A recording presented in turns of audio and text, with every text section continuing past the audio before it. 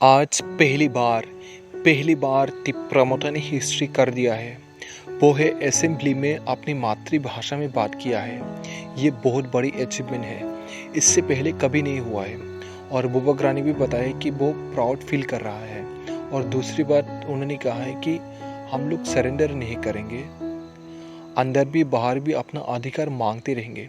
और ज़्यादा बात नहीं करूँगा, मैं बुबक से सुन लेते हैं और आप लोग पूरा ऑडियो सुनने के बाद कमेंट करके बताइएगा आपका ओपिनियन क्या है। आई एम प्राउड कि आज मेरे एमएलए ने अपने माँ के भाषा में, मातृभाषा में, कॉकबरक काउप्रू में आज अपना पॉइंट रखा असेंबली के अंदर। इससे पहले असेंबली में कोई नहीं बात करता था अपने मदर टंग में, शर्म लगता था हमें, कोई समझेगा कि नहीं समझेगा।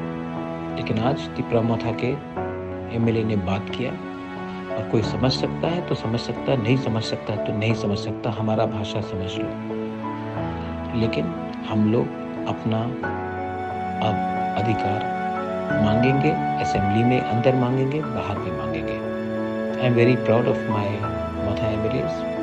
आपने इतिहास बनाया और कभी मत भूलिए, कोयला जाति उलोक पार्टी।